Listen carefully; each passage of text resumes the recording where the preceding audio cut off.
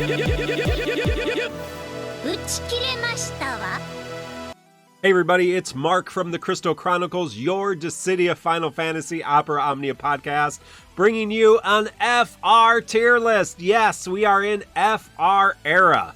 But before we begin, do like, sub, ring the bell for notifications, consider becoming a member for 99 cents with some exclusive videos that I'm hoping to work on right now. And as well, check out our sponsor, Manscaped, www.manscaped.com, TCC POD for 20% off your entire order. Check out our good friends at Manscaped for all your personal grooming needs. Well, hey, we're changing things up, and we may change things up moving forward with the tier list format because we are in a new era. There's new weapons, force weapons, that do considerably change the game as we move from Lufania Plus to Shinryu difficulty. So you can check out the Squex Mobile stream, which should have just ended. A lot of information. It was a long stream today, and you can check out all those slides. Thank you to Quetz Zalma of MateriaBot for sharing all of those on our Discord. Do join our Discord. So a couple disclaimers. I'm not going to be doing what I was, which is saying spend this much on this much on that. Because moving into this era, it's a lot more of a feeling in terms of when you should stop pulling, when you should keep pulling. Now, we don't quite know, I don't believe, if we're going to get the high power stones, which are needed to upgrade your force weapons, limit break your force weapons, with the token shops or with the guaranteed pity shops, but G tokens.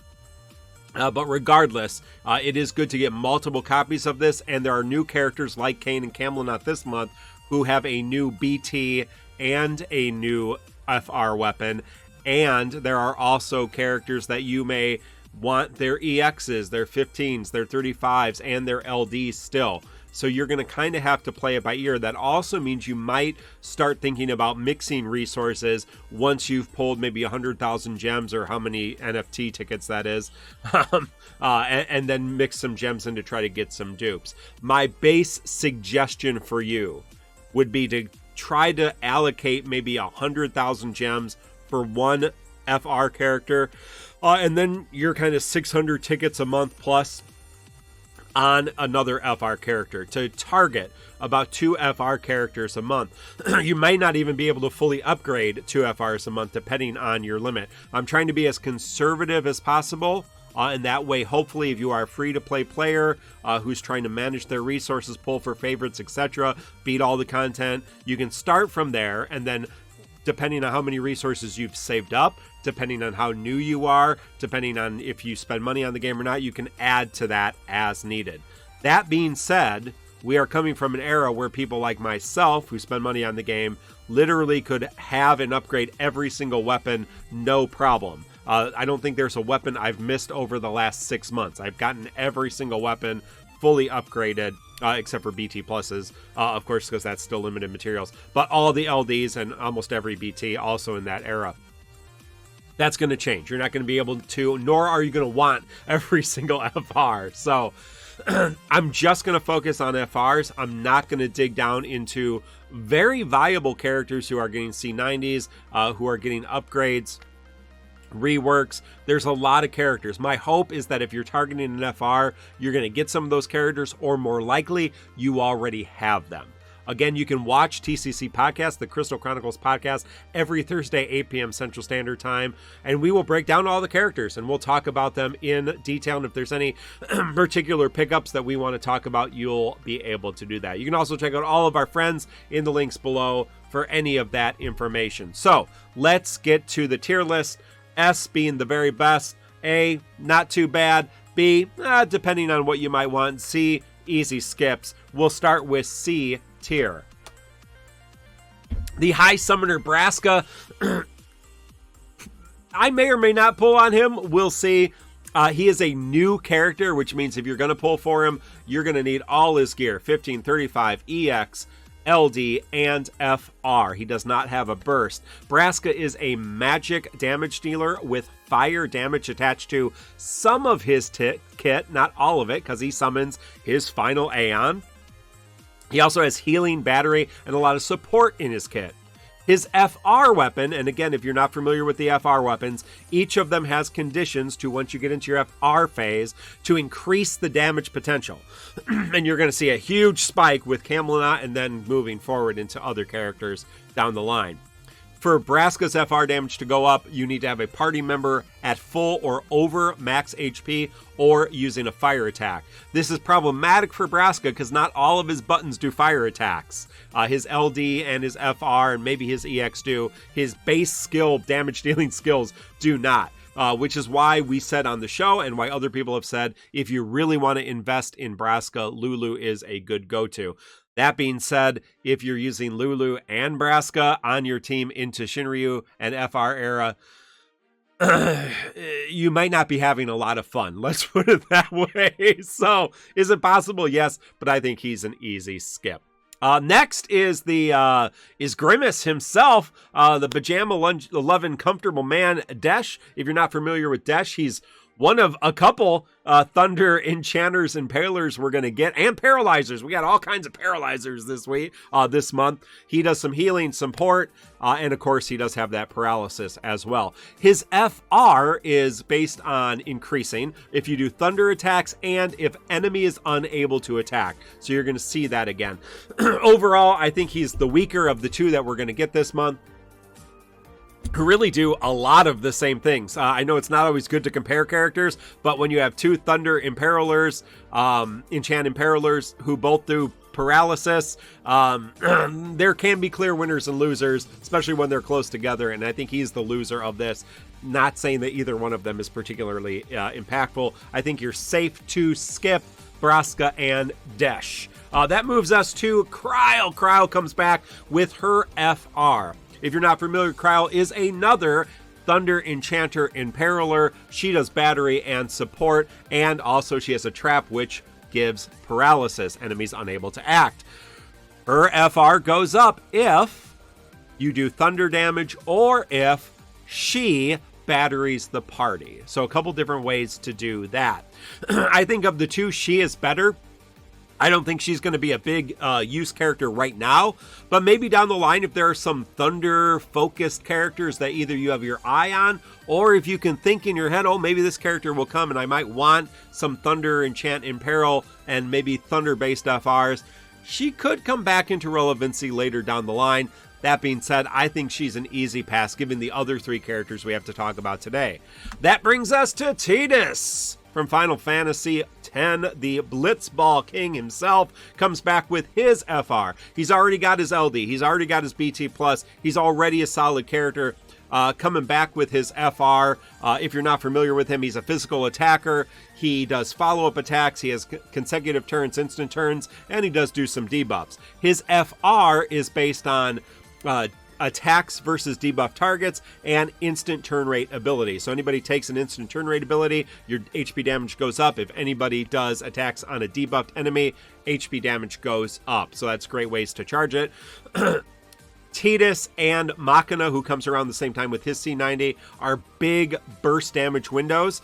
So it's not necessarily that you would use their FR, but if you have it in the burst window for Titus, obviously it's going to be really great. They are good buttons to hit in the burst window. So it might not be a bad idea to pick up Titus, or if you want to rely on Machina for that big burst damage window, that's not a bad idea as well. I will probably be going for Titus FR. But I did put him on A tier because I think the next two people blow him out of the water. So it's a pretty good month, you have to admit. And that brings us to the final two of the month, the BT Plus candidates who also have new FR weapons. The first one is our very first FR weapon, Kane. Now, if you're not familiar with what Kane does, he is a ranged attacker with off-turn damage and true evasion, because when he's in the air, you can't hit him. His BT, with now BT Plus, is great party support. Just brings everything you want as party support, including that HP damage up. And his FR, which is arguably the worst FR in the game, but it's the first, and it's really going to help you over this next first three events. It goes up with ranged attack and when full party launch. So when all three members of the party go into launch, it ups. That being said, Kane is kind of an evergreen character. He's still being used in JP to this day because of his great burst effect and because he does that off-turn damage. And FR damage goes up with off-turn damage. So it's really, really useful. Off-turn damage is really, really helpful. I mean, think about it like this. If you're in those big damage windows where your FR phase is going up, you only have limited 10 turns in that window to both increase the damage and to make use of it. Any off-turn damage that's happening is free damage, and it can be huge, huge, huge damage. So Kane, who's storing all of his brave up in the sky, every time someone bursts in, or is in that window of that 10 turns, he's doing a whole bunch of damage. And if that gets up to, 5, 6, 7, 800% HP damage up, it's huge, huge damage, which is why Kane is still useful, still a great character, still a great chase this month. But he probably is edged out, at least this month, by Camelot, who gets his BT Plus and his FR. You might not be familiar with Camelot because he was not certainly most people's favorite character, and certainly not a lot of people have focused on him up until this point. He is an ice melee attacker who has a special debuff, which is attack down and magic damage down. He has consistent paralysis with some limited delay in his kit.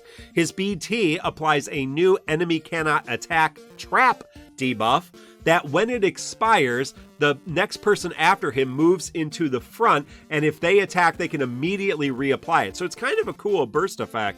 At least on paper, it looks pretty cool. In practice, I'm not really sure if it's that useful.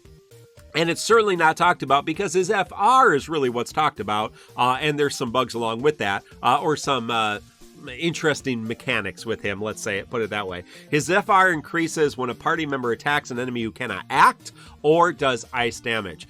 His increases are higher than most anybody else, and there were some things in JP that maybe weren't intended that made it tick up even more. So we'll keep an eye on that. It's not guaranteed that that's going to be the case, but very likely Camelot will be the highest damage potential of these early FRs, and therefore a lot of people are pulling on him. That being said, I don't think he's a must-have. I don't think you have to have him. I think if you get him or Kane, I think you'll be fine. And there's a lot of things to work around.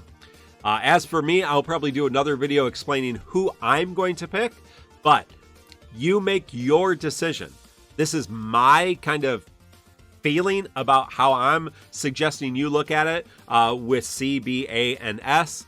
That being said, you can have your own opinion. You can let me know in the comments if you have experience. Oh, I really like this character. I didn't like this character. Hey, this character does this, etc. I try to keep it very short, very sweet, to give you more time to actually enjoy your life and pick what you would like to do. As I said before, I would target maybe one FR with your tickets or NF tickets, your special tickets, your gems or NF tickets, and then another character with maybe tickets. Although, again, if you're going around, you've spent 100,000 gems, maybe you got the BT, the LD, but you haven't gotten an FR, might be worth some tickets. I think we're going to have to feel that, and you're going to have to feel that a little bit moving into this era versus the previous eras, where it's a little bit more cut and dry. 75,000 gems, get the LD, I'm out. 125,000 gems, get the BT, I'm out. Might be a little different in this era.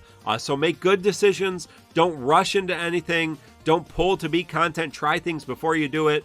Come onto our Discord. We got a lot of smart people that are going to do a lot of crazy things. You don't need FR weapons in this first month or in this first 3 events specifically. That being said, having Kane's FR will make your life much, much easier. So that's up to you. Always you can use Kane FR friends. Might make your life a little easier. Having him in the party is going to make it a lot easier. But I do think he's a really good investment. And he's my overall pick in this month. Because yes, Camelot's the hype. But I think Kane has the consistency through the entire era of JP. And I think he's a lot more fun to play. At least from what I have seen. Let me know what you think. What are your picks? What are your S? What are your C's? What are your skips? Hey, where's Pinello? You let me know. I'm excited to continue this wonderful thing. Join us Thursday night, 8 p.m. Central Standard Time, episode 199 of the Crystal Chronicles. New format, new season. Mino and I are going to break it all down as we head into FR era. Friends, good luck on your polls, and we'll see you again. Goodbye.